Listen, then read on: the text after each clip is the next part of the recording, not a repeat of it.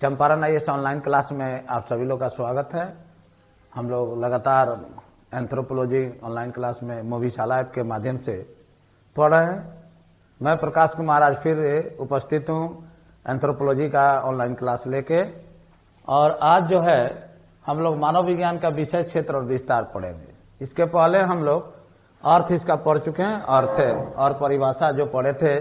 हरकोविस्ट का एक शानदार परिभाषा हम लोगों ने पढ़ा था कि मानव के समस्त कार्यों का जो अध्ययन है उसी को मानव विज्ञान कहते हैं। ये सारा चीज हम लोग पढ़ चुके थे, ये सब कुछ हम लोग पढ़ चुके थे। अब जो है हम लोग मानव विज्ञान का विषय, क्षेत्र और विस्तार पढ़ेंगे। क्लास जो है डेली हम लोग का चलते रहेगा। अभी जो क्लास है इसमें हम लोग मानव विज्ञान का विषय, क्षेत्र और विस्तार देखेंगे। देखिए, मानव विज्ञान संपूर्ण विज्ञान है, ये हम लोग पहले ही जान चुके हैं। यह एक ऐसा विषय है जिसमें सब कुछ पढ़ा जाता है। मानव के बारे में समस्त जानकारी जो है वो हम लोग को पढ़ना रहता है। मानव विज्ञान एक संपूर्ण विज्ञान है, ये हम लोग लगातार पढ़ रहे हैं ना। मानव विज्ञान के परिभाषा से स्पष्ट है कि मनुष्य के संपूर्ण कार्यों का ये अध्ययन करता है। काफी इंपॉर्टेंट है, मनुष्य के संपूर्ण कार्यों का अध्ययन करता है। अतः मानव विज्ञान मानव का ऐतिहासिक दृष्टिकोण से अध्ययन करता है। देखिए, मानव का ऐतिहासिक दृष्टिकोण से तो अध्ययन करता ही है, साथ ही साथ मानव के जो शारीरिक पक्ष है उसका भी हम लोग अध्ययन करते हैं। और प्राचीन मानव हो या आधुनिक मानव हो, सभी का अध्ययन हम लोग करते हैं। यहाँ पर देखने वाली बात है कि इसमें जो है हम लोग मानव के सांस्कृतिक और शारीरिक पक्ष का भी अध्ययन करते हैं। काफी इंपॉर्टेंट है, मानव के सांस्कृतिक एवं शारीरिक पक्षों का वैज्ञानिक विश्लेषण करता है। यहां देखिए कैसे अध्ययन करता है, शारीरिक पक्ष का और सांस्कृतिक पक्ष का। संस्कृति के बारे में हम लोग पहले ही जान चुके हैं कि मानव जो है कैसे बोलता है, कैसे रीति रिवाज इसका क्या है, खान पान इसका क्या रहा, ये सारी चीजें संस्कृति में हम लोग आगे देखेंगे। और देखिए, जब इसके विस्तार क्षेत्र की बात होती है तो एक प्रसिद्ध मानव शास्त्री हॉवेल, इनके बारे में जानिए।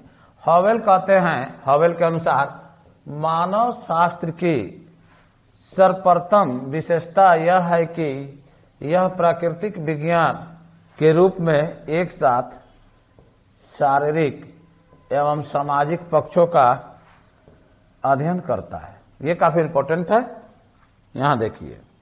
और फिर आगे देखते हैं, शारीरिक मानव विज्ञान के रूप में मानव शास्त्र मानव जाति को, शारीरिक मानव विज्ञान के रूप में मानव शास्त्र, यहां देखिए, शारीरिक मानव विज्ञान के रूप में मानव शास्त्र मानव जाति को पशु जगत का एक अत्यंत महत्वपूर्ण अंग मानकर उसके उद्विकास, शारीरिक संरचना एवं मांसपेशियों, हड्डियों इत्यादि का अध्ययन करता है।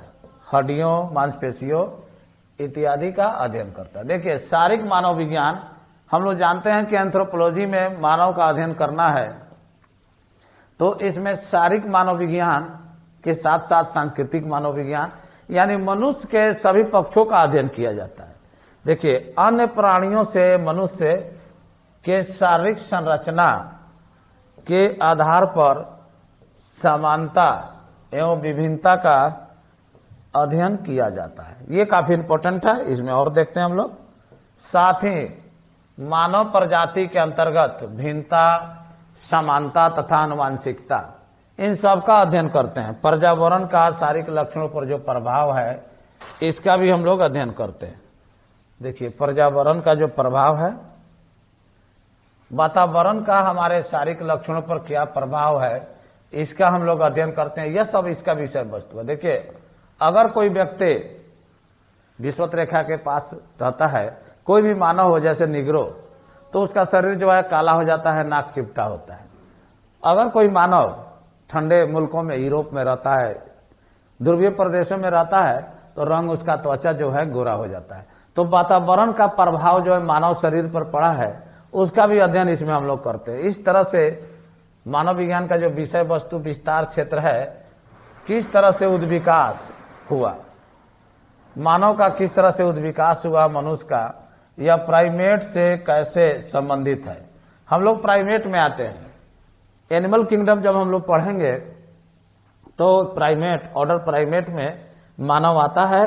इसके शारीरिक लक्षण पर आनुवंशिकता का क्या प्रभाव है, पर्यावरण का किस प्रकार प्रभाव पड़ता है, ये सब इसका विषय वस्तु है, इसका विस्तार क्षेत्र है। ये सब इसका विषय वस्तु है और इसका क्या है, विस्तार क्षेत्र है। आगे आइए, मानव जीवन के प्राकृतिक और ऐतिहासिक पक्ष पर बल देते हुए कहा कि मानव शास्त्र इतिहास का विज्ञान है। देखिए, बहुत बड़े मानव शास्त्री वगैरह हैं, तरह तरह की परिभाषा वो लोगों ने दिया। तो मानव शास्त्रियों का कहना है कि मानव इतिहास का विज्ञान है। देखिए, कई लोग कहते हैं कि पर्यावरण से रिलेटेड है, इसका सांस्कृतिक पक्ष को पढ़ना है, इसके शारीरिक पक्ष को पढ़ना है। कुल मिलाजुलाकर मानव शास्त्र का जो विषय क्षेत्र है काफी व्यापक है। मनुष्य के कार्य, व्यवहार एवं इसके संस्थागत स्वरूप के आधार पर मानव शास्त्र के सामाजिक सांस्कृतिक पहलू का अध्ययन किया जाता है।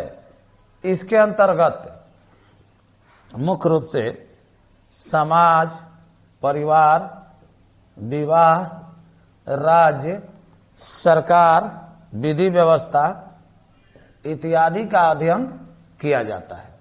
यहाँ देखिए क्या क्या इसका विषय वस्तु है, विस्तार क्षेत्र है। यही हम लोग मुख्य रूप से यहाँ पर देख रहे हैं। तो जब मानव शास्त्र का धीरे धीरे जब अध्ययन आप करेंगे, जैसे जैसे इसका विषय वस्तु बढ़ेगा तो बहुत सारा चीज इसमें हम लोग को पढ़ना है। समाज पढ़ना है, परिवार पढ़ना है, आदिम कानून, आदिम विधि व्यवस्था क्या थी, ये सारा चीज हम लोग को पढ़ना है। मानव के संस्थागत स्वरूप, देखिए यहाँ पर जो भी हमारे संस्थागत स्वरूप है मानव के, इन सारे चीजों को पढ़ना है। मानव के संस्थागत स्वरूप, देखिए सबसे पहली संस्था के रूप में परिवार का उदय हुआ है, परिवार के बारे में पढ़ना है। उसके बाद से हमारा समाज है, हमारा राज्य है, बहुत सारे चीजें जो हमारे संस्था के रूप में है। उस स्वरूप को स्पष्ट करते हुए मदान एंड मजूमदार, जो इंडियन मानव शास्त्री ने बताया, इन्होंने बताया कि मानव शास्त्र में मुख्य रूप से 4 क्रिया, यहाँ देखिए 4 क्रियाकलाप शामिल हैं। आर्थिक, धार्मिक, सामाजिक और कलात्मक, 4 क्रियाओं के बारे में हम लोग को जानना है इसमें। देखिए, आर्थिक, धार्मिक, सामाजिक और कलात्मक। संक्षेप में देखिए, संक्षेप में यहाँ हम देखते हैं, संक्षेप में मानव के सामाजिक, राजनीतिक, आर्थिक, धार्मिक और कला संबंधी व्यवहार। यहाँ पर आप देखिए, आप देख सकते हैं। संक्षेप में मानव के सामाजिक, राजनीतिक, आर्थिक, धार्मिक और कला संबंधी व्यवहार का जो अध्ययन है, व्यवहारों का अध्ययन भी मानव शास्त्र की विषय वस्तु है। यानी इसका जो विषय वस्तु है, जो विस्तार है, वो काफी व्यापक है। मानव शास्त्र के बारे में हम लोग को इसका जो सांस्कृतिक पक्ष है, इसका जो सामाजिक पक्ष है, इसका राजनीतिक पक्ष है, इसका कलात्मक पक्ष है। आप लोग देखे होंगे प्राचीन काल में गुफाओं में पेंटिंग, केव पेंटिंग, तरह तरह के कलाकारी आपको देखने को मिलता है। ये सब मानव का कृति है। मानव शास्त्र में ये सारा चीज हम लोग को पढ़ना है।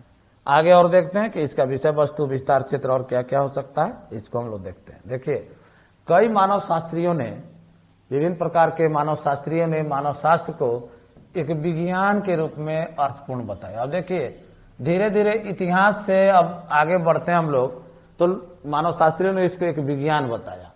इनके अनुसार मानव शास्त्र, देखिए इनके अनुसार मानव शास्त्र से इतिहास का पूर्णतः बहिष्कार होना चाहिए। देखिए, जो मानव शास्त्री जो इसको विज्ञान मानते हैं, उन लोगों का कहना है कि मानव शास्त्र से जो इतिहास का रिलेशन है उसका पूर्णतः बहिष्कार होना चाहिए। ऐसा मत देने वाले नए मानव शास्त्री मेलेनोस्की हैं। देखिए, ये मेलेनोस्की और भी है, रेडक्लिफ ब्राउन है। ये सब लोग साइंस को वरीयता देते हैं, साइंस और मानव शास्त्र में रिलेशन बताते, इत्यादि ने व्यक्त किया।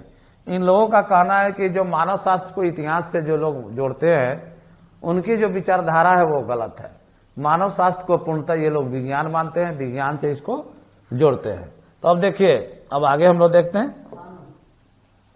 वास्तव में देखा जाए तो यहां हम लोग देखते हैं, वास्तव में अगर हम लोग देखा जाए तो मानव शास्त्र की जो स्थिति है दोनों मतों के बीच की है। किसी एक मत को मानना कि मानव शास्त्र जो इतिहास के करीब है या मानव शास्त्र जो है विज्ञान के करीब है, दोनों के बीच में हम लोग इसको मानेंगे। और इसको मानने के लिए सबसे पहले मानव शास्त्री एक हैं क्लूखोन। देखिए, मानव शास्त्रियों का नाम याद रखना होगा आप लोग को। क्लूखोन ने मानव शास्त्र को मनुष्य का दर्पण कहा है, याद रखिएगा। और दोनों के बीच की स्थिति है, दोनों के बीच की स्थिति है, यानी कि यह इतिहास भी है और विज्ञान से भी उतना ही जुड़ा हुआ है। जितना यह इतिहास के करीब है उतना ही यह विज्ञान के भी करीब है। अंतिम रूप से इसको हम लोग कोई निर्णय निकाले, मानव शास्त्र एक विज्ञान है। देखिए, एक निर्णय की ओर हम लोग बढ़ रहे हैं जिसका अध्ययन क्षेत्र और जो विषय वस्तु है, यहां देखिए जो विषय वस्तु है मानव और उसका समाज और संस्कृति है। देखिए, है तो विज्ञान लेकिन इसका अध्ययन क्षेत्र जो है समाज और संस्कृति है। बहुत इंपॉर्टेंट है ये निर्णय हम लोग निकाल रहे हैं, अंतिम रूप से निर्णय निकालें। इसका जो विषय वस्तु है विज्ञान होते हुए भी इसका विषय वस्तु है जो समाज है और संस्कृति है। अब आगे बढ़ते हैं हम लोग फिर। अतः अब निष्कर्ष की ओर हम लोग बढ़ रहे हैं। अतः मानव शास्त्र का जो विषय वस्तु है वह काफी व्यापक है। यह प्राकृतिक और सामाजिक दोनों ही प्रकार के विज्ञानों से घनिष्ठ रूप से संबंधित अनूठा विषय है जो निरंतर क्या है, गतिशील है। तो मानव शास्त्र का जो विषय वस्तु है आप लोग स्पष्ट रूप से जान चुके हैं, विज्ञान से भी रिलेटेड है, इतिहास से भी रिलेटेड है। और इसका जो पक्ष है मानव के शारीरिक पक्ष, सामाजिक पक्ष, सांस्कृतिक पक्ष सभी का अध्ययन करता है। आगे आइए। अतः मानव शास्त्र के क्षेत्र विस्तार, अब देखिए क्षेत्र विस्तार को 5 शाखाओं में बांटकर हम लोग अध्ययन करेंगे। पूरे मानव शास्त्र को 5, यहाँ जो मानव शास्त्र है 5 प्रमुख शाखाओं में बांटा गया है। और बीपीएससी में हर साल इन शाखाओं से एक प्रश्न आता है। कभी आएगा सामाजिक सांस्कृतिक मानव विज्ञान, देखिए ये काफी इंपॉर्टेंट है। कभी शारीरिक मानव विज्ञान, फिजिकल एंथ्रोपोलॉजी, याद रखिएगा फिजिकल एंथ्रोपोलॉजी। कभी सामाजिक सांस्कृतिक मानव विज्ञान, कभी शारीरिक मानव विज्ञान, कभी भाषाई मानव विज्ञान, कभी पुरातत्व मानव विज्ञान। यहां देखिए आगे ये 5 को याद रखना है। व्यवहारिक मानव विज्ञान जो 66वीं बीपीएससी में पूछा, 5 को आपको याद रखना है। यहां देखिए, यहां हम लोग देखते हैं ये जो है व्यवहारिक मानव विज्ञान, ये काफी इंपॉर्टेंट है। अप्लाइड एंथ्रोपोलॉजी 66वीं बीपीएससी में आ चुका है।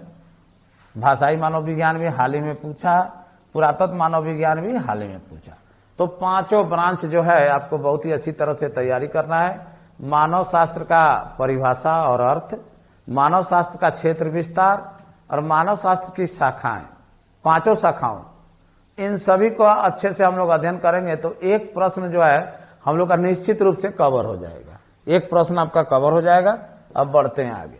अब देखिए, अब हम लोग को पढ़ना है मानव शास्त्र की प्रकृति या नेचर। यहाँ आइए, प्रकृति में देखिए मुख्य रूप से मानव शास्त्र का क्षेत्र विस्तार का ही अध्ययन किया जाता है। ये क्वेश्चन आया हुआ है। बीपीएससी जो है कभी मानव शास्त्र का क्षेत्र विस्तार पूछता है, कभी मानव शास्त्र की प्रकृति को पूछता है। तो कुल मिला जुलाकर इस तरह के प्रश्नों का जो सटीक और सही आंसर होगा, मानव शास्त्र का क्षेत्र विस्तार जो इसका विषय वस्तु है उसको हम लोग अध्ययन करेंगे। देखते हैं इसमें मानव शास्त्र की प्रकृति। आइए आगे देखिए, यहां पर इसको हम लोग देखते हैं। बहुत ही बेहतरीन तरीका से लिखा गया है। चंपारण आईएएस में एंथ्रोपोलॉजी जो है उसका हाथ से लिखा हुआ नोट से आप लोग को मिलेगा। और जो नोट्स में जो कुछ भी बातें लिखी गई हैं उसी को हम लोग डिस्प्ले करते हुए समझते हुए आगे बढ़ेंगे। आप लोगों को डेली 10 पेज 20 पेज लिखना चाहिए। 6 क्वेश्चन लिखना है एंथ्रो से, 2 प्रश्न जो है सामाजिक सांस्कृतिक मानव विज्ञान सेक्शन 1 से लिखना है, 2 प्रश्न जो है शारीरिक मानव विज्ञान से आपको लिखना है, फिजिकल एंथ्रोपोलॉजी से, और 2 प्रश्न जो है इंडियन एंथ्रोपोलॉजी यानी भारतीय मानव विज्ञान से लिखना है। अभी जो हम लोग का क्लास जो ऑनलाइन प्रारंभ हुआ है उसमें हम लोग सोशल एंथ्रोपोलॉजी पढ़ रहे हैं, सामाजिक सांस्कृतिक मानव विज्ञान, और इसका प्राकृतिक देखते हैं। मानव शास्त्र मानव संबंधी विविध ज्ञान का समन्वय और एकीकरण करता है। देखिए विभिन्न प्रकार के जो ज्ञान है उनका समन्वय और एकीकरण करता है। ये बहुत इंपॉर्टेंट है, इसको याद रखना है। जिससे मानव की आंशिक रूप में न समझकर संपूर्ण एवं समग्रात्मक दृष्टिकोण से समझा जाता है। देखिए, मानव को आंशिक रूप में नहीं समझा जाता है मानव शास्त्र में, इसको संपूर्ण रूप में और समग्र से बनाया हमारा शब्द समग्रात्मक दृष्टिकोण से समझा जाए। यानी मानव का संपूर्ण अध्ययन करना है और मानव को समग्र दृष्टिकोण से अध्ययन करना है। ये काफी इंपॉर्टेंट है, इस बात को ध्यान रखना है। अब बढ़ते हैं हम लोग आगे। मानव शास्त्रीय अध्ययन की विस्तृत और विविध प्रकृति के कारण, यहां देखिए, कारण ही मानव शास्त्रियों ने इसकी प्रकृति के संबंध में विविध मत प्रस्तुत किया है। विविध मत प्रस्तुत किया इसके प्रकृति या नेचर, मानव शास्त्र की प्रकृति के संबंध में विभिन्न मत इस प्रकार। अब देखिए क्या क्या मत दिया गया मानव शास्त्रियों ने, उनका जो मत है अब उसको देखते हैं। इस प्रकार है मत, जो है इस प्रकार है। और देखिए सबसे पहले देखते हैं प्रारंभ में जो मानव शास्त्र के प्रकृति के संबंध में जो मत है। प्रकृति के संबंध में प्रारंभिक मत क्या है, इसको देखिए, है कि यह एक ऐतिहासिक अध्ययन रहा है, यानी इतिहास से रिलेटेड है। मानव शास्त्र जो है एक ऐतिहासिक अध्ययन रहा है। इसका प्रकृति और नेचर बताते हुए शुरू में मानव शास्त्रियों ने इसे ऐतिहासिक अध्ययन बताया, बल्कि इसे प्राकृतिक इतिहास बता दिया। देखिए शुरू में मानव शास्त्रियों ने इसको नेचुरल हिस्ट्री, प्राकृतिक इतिहास का दर्जा दे दिया और नेचुरल हिस्ट्री का एक शाखा माना है इसको, यानी इतिहास से जोड़कर इसका एक शाखा माना है। देखिए एक मानव शास्त्री थे पेनीमैन, याद रखना है, पेनीमैन ने मानव शास्त्र को इतिहास, अब देखिए मानव शास्त्र को इतिहास की एक शाखा माना है पेनीमैन ने, याद रखना है। मानव शास्त्री पेनीमैन जो है बहुत इंपॉर्टेंट है, मानव शास्त्र को इतिहास की एक शाखा माना है। इसकी चर्चा उन्होंने अपनी पुस्तक 100 ईयर ऑफ एंथ्रोपोलॉजी, एक पुस्तक है पेनीमैन की, काफी चर्चित पुस्तक है 100 ईयर ऑफ एंथ्रोपोलॉजी। देखिए यही एक पुस्तक है पेनीमैन की जो काफी चर्चित है। इसमें उन्होंने मानव शास्त्र को इतिहास की एक शाखा माना है। वास्तव में मनुष्य के, अगर देखा जाए वास्तव में मनुष्य के शारीरिक विकास का अध्ययन ने मानव शास्त्रियों की रुचि प्राकृतिक इतिहास के प्रभाव के अंतर्गत ही हुई है। देखिए प्राकृतिक इतिहास जब मानव शास्त्री लोग अध्ययन कर रहे थे, उसी दरमियान उनकी जो रुचि है शारीरिक मानव शास्त्र में होने लगी, शारीरिक मानव शास्त्र में। लेकिन यह मानव शास्त्री अध्ययन की प्रकृति का केवल एक पक्ष है। अगर हम लोग देखें कि केवल इतिहास को हम लोग देखें तो मानव शास्त्रीय जो अध्ययन है वह उसकी जो प्रकृति है केवल उसका एक पक्ष है। दूसरी ओर कई मानव वैज्ञानिक या मानव शास्त्रियों ने शुरू से यह प्रयास किया कि मानव शास्त्रीय अध्ययनों को प्राकृतिक विज्ञान या भौतिक विज्ञान की श्रेणी में रखा जाए। देखिए अभी हम लोगों ने देखा था मेलेनोस्की के बारे में, कुछ ऐसे मानव शास्त्री थे जो चाहते थे कि मानव शास्त्र को एक विज्ञान के रूप में रखा जाए, प्राकृतिक विज्ञान या भौतिक विज्ञान की श्रेणी में रखा जाए। इस वैज्ञानिक अध्ययन में ऐतिहासिक विवेचन का कोई स्थान नहीं है, यानी इतिहास का कोई स्थान नहीं है, जिनका प्रत्यक्ष अवलोकन संभव नहीं है। देखिए इतिहास का प्रत्यक्ष अवलोकन संभव नहीं है, वहां पर केवल अनुमान से ही हम लोग निष्कर्ष निकालते हैं। इतिहास वाला चीज जो भी कुछ है उसका जो अनुमान से उसका हम लोग निष्कर्ष निकालते हैं, ये मानना है जो वैज्ञानिक दृष्टिकोण रखते हैं। देखिए ये सारा लोग के बारे में जानिए, यहां पर हम लोग देख सकते हैं। अब शुरू में भी हम लोग देखे थे, मेलेनोस्की हैं, रेडक्लिफ ब्राउन हैं, नेडल हैं, ये सारे जो मानव शास्त्री हैं प्राकृतिक विज्ञान यानी नेचुरल साइंस के रूप में मानव शास्त्र का समर्थन किया है। उनका कहना है कि यह एक साइंस है, नेचुरल साइंस है। इनके अनुसार मानव शास्त्र का भी उद्देश्य समान एवं सर्वभौम नियमों की खोज है। यूनिवर्सल और जो जनरल नियम है जैसे विज्ञान वगैरह में देखा जाता है, उसी तरह से इसका भी खोज, मानव शास्त्र का जो खोज है यूनिवर्सल और सामान्य नियम है। अब देखिए रेडक्लिफ ब्राउन ने सामाजिक मानव विज्ञान के बारे में क्या कहा है। सामाजिक मानव विज्ञान को भी इसलिए समाज का प्राकृतिक मानव विज्ञान कहा, देखिए इसलिए समाज का प्राकृतिक मानव विज्ञान का रेडक्लिफ ब्राउन कहा है। उनका कहना है कि समाज का प्राकृतिक विज्ञान है, मानव विज्ञान जो है समाज का प्राकृतिक विज्ञान है। और देखिए इंडियन मानव शास्त्री मदान एवं मजुमदार ने भी इस दृष्टिकोण का समर्थन किया है। यानी इन्होंने भी रेडक्लिफ ब्राउन का जो दृष्टिकोण है कि समाज का प्राकृतिक विज्ञान है मानव विज्ञान, उस दृष्टिकोण का समर्थन किया है। इन विचारकों का मानना है कि देखिए ये सारे जो विचारक है इनका मानना है कि सामाजिक जीवन की ऐसी निरंतरता होती है जो समय और स्थान भेद से अप्रभावित रहती है। निरंतरता रहती है और समय से अप्रभावित है और स्थान से अप्रभावित है। एवं मानव शास्त्रियों का कार्य इन्हीं वैज्ञानिक नियमों को उद्घाटित करना है, उद्भेदित करना है। ये बहुत इंपॉर्टेंट है। चलिए, ये मानना है जो बाद के मानव शास्त्री हैं या समाज शास्त्री। इस प्रकार यहां पर हम देख सकते हैं, यहां पर आप देख लीजिए क्या कहते हैं। इस प्रकार मेलेनोस्की, मदान एवं मजुमदार इत्यादि जैसे मानव शास्त्रियों ने मानव विज्ञान के प्रकृति एवं संस्कृति के इससे विभाजन को सही और तर्क संगत माना है। देखिए मानव शास्त्र की जो प्रकृति है और जो इसकी संस्कृति है, दोनों में विभाजन को सही और तर्कसंगत माना है। मेलेनोस्की है, मदाने मजुमदार है इत्यादि। जबकि फोटोस, देखिए कुछ और मानव शास्त्रियों के बारे में जानिए। जबकि फोटोस, यहां पर हम लोग देखते हैं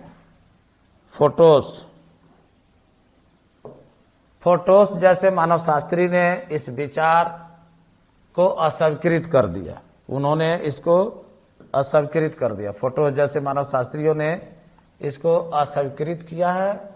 मानव जीवन और प्रकृति दो अलग अलग वस्तुएं। उनका कहना है कि मानव का जो जीवन है, मानव का जो लाइफ है और जो नेचर है, दोनों अलग अलग हैं। इनके अनुसार ऐसा तर्क मनमानी है एवं एक वस्तु को दो बनावटी इकाइयों में बांटने को असंगत प्रयास है, बांटने का असंगत प्रयास है। ये किसका मानना है? फोटोस का। वो प्रकृति को और मानव जीवन को अलग अलग वस्तु मानते हैं। चलिए, ये इसका प्रकृति हो गया। अब इसमें देखते हैं और आगे क्या हम लोग पढ़ेंगे। अब देखिए मानव विज्ञान का अन्य विषय से संबंध, इसमें भी बहुत सारा चीज हम लोग को पढ़ना है। इससे एक सवाल 66वीं बीपीएससी में आया। इसका जो संक्षेप में हम आज जो किस किस विषय से रिलेशन हम लोग को पढ़ना है इसको बता देते हैं। अगला क्लास में इसमें हम लोग डिटेल जानेंगे। देखिए यहां पर हम लोग देखते हैं, यहां जो विषय वस्तु है उसको थोड़ा देख लेते हैं हम लोग। देखिए मानव विज्ञान का अन्य विषय से संबंध, मानव विज्ञान एवं समाज शास्त्र, ये काफी इंपॉर्टेंट है। सोशियोलॉजी से इसका क्या रिलेशन है? बहुत सारा विषय से मानव शास्त्र का रिलेशन रहा है। मानव विज्ञान एवं मनोविज्ञान, देखिए साइकोलॉजी से इसका क्या रिलेशन है? मानव विज्ञान एवं जीव विज्ञान या जीवन विज्ञान, यही सवाल इस साल 66वीं बीपीएससी में आया था। बायोलॉजी और लाइफ साइंस, देखिए relation between anthropology and life science, ये क्वेश्चन आया 66वीं बीपीएससी में। काफी इंपॉर्टेंट था, आया था कि मानव शास्त्र का और क्षेत्र लिखें और मानव विज्ञान का जीवन विज्ञान से क्या रिलेशन है, ये क्वेश्चन आया। और इसमें अगला जो रिलेशन पढ़ना हम लोग को मानव विज्ञान एवं चिकित्सा विज्ञान, मेडिकल साइंस से, मानव विज्ञान एवं भू विज्ञान, जियोलॉजी से, और मानव विज्ञान और इतिहास सबसे लास्ट है। इतना सारा रिलेशन विभिन्न विषयों से हम लोग को पढ़ना है। अगला क्लास में जो है सबसे पहला हम जो आरंभ करेंगे आप लोग को नेक्स्ट क्लास में यही होगा, मानव विज्ञान और समाज शास्त्र में क्या संबंध है। इस क्लास में आज हम लोगों ने मानव विज्ञान का विषय वस्तु, विषय विस्तार क्षेत्र, मानव विज्ञान की प्रकृति, किन किन मानव शास्त्रियों ने इसको कला के नजदीक माना है, किन किन मानव शास्त्रियों ने इसको विज्ञान के नजदीक माना है, ये सारा चीज आज हम लोगों ने देखा। तो आज इतना ही, चलिए धन्यवाद। फिर हम नेक्स्ट क्लास में आप लोग से मिलते हैं। चलिए धन्यवाद।